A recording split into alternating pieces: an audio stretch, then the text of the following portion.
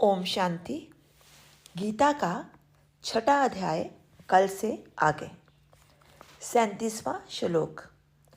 अर्जुन कृष्ण से पूछ रहे हैं, योग से चलायमान होने की 3 स्थितियां हैं।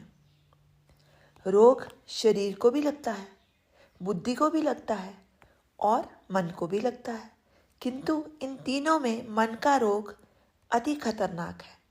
जब मनुष्य योग से गिर जाता है तो भोग में आ जाता है, भोग से भी गिर जाता है तो रोग में चला जाता है। भोग से जन्मा मनुष्य बीच में खड़ा है, एक तरफ योग है और एक तरफ रोग है।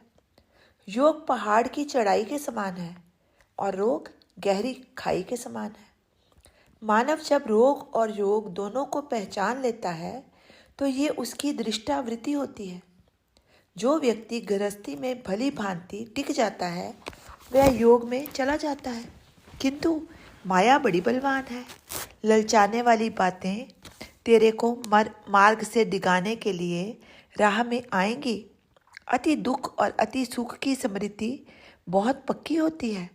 जो इसकी अनुभूति के कारण दूसरे जन्म में गृहस्थ में नहीं पड़ता वह योगी है। इसलिए गृहस्थ को अहंकार से सावधान रहने की आवश्यकता है। अहंकार हमें बेहोशी में ले जाता है।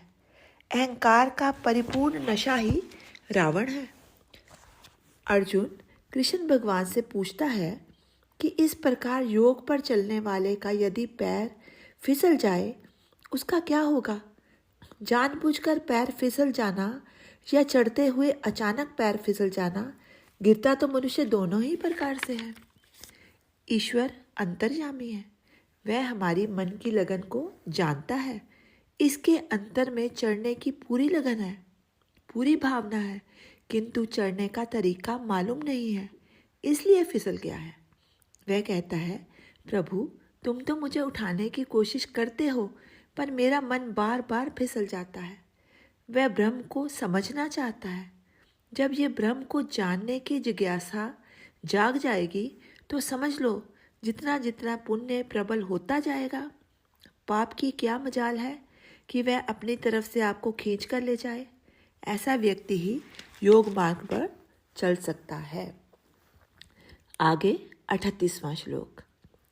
जब ब्रह्म को जानने का ज्ञान मनुष्य के अंदर जाग जाता है और तभी समस्या खड़ी हो जाती है, क्योंकि ज्ञान की चिंगारी लगते ही प्रश्नों की झड़ियां लग जाती हैं।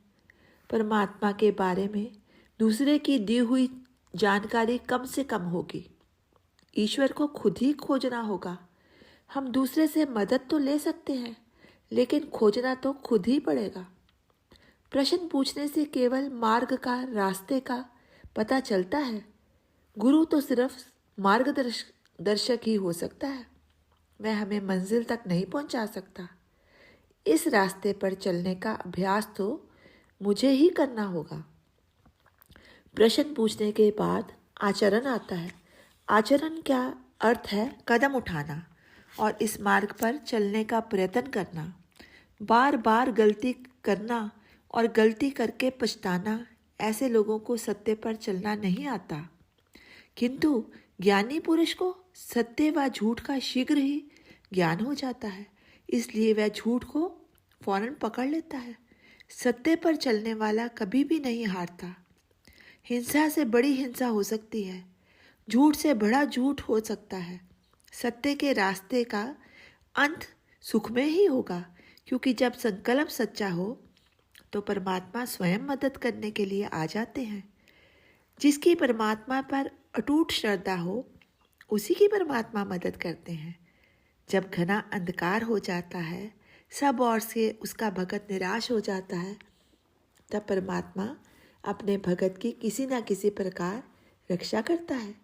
ये हम जान नहीं पाते अज्ञानतावश, किंतु परमात्मा वही करता है जिसमें उसके भगत का हित हो।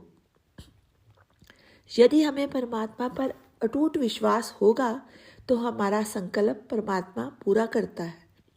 बुद्धि में सत्य का टिक जाना ही सबसे बड़ी सौभाग्य की बात है। मोह ही हमारा असली शत्रु है। ये मोह ही हमें सत्य के मार्ग से बार बार विचलित करता है। मोह जब परम शुद्ध हो जाता है तो प्रेम का रूप धारण कर लेता है। जब यह प्रेम निस्वार्थ हो जाएगा तो सब कुछ पलट जाता है। मनोवृत्ति को परमात्मा के साथ एक दिशा में ले जाने का नाम ही एकादशी है। उपासना का अर्थ है प्रभु का आसन मुख्य है। उपासन मेरा उपासन है, अर्थात अब मैं तेरे पास बैठने के योग्य हो गया हूँ। परमात्मा जिसको पास बिठाता है उसे उपासक कहते हैं। निर्मल बन जिसके लिए भी परमात्मा की शरण में जाना होगा, उसको निर्मल बनना होगा। परमात्मा की सुगंध लानी है तो अपनी बुद्धि, मन और इंद्रियों को आत्मा के पास ले जा, क्योंकि आत्मा ही परमात्मा का अंश है। वह ही तुझे परमात्मा तक लेके जाएगी।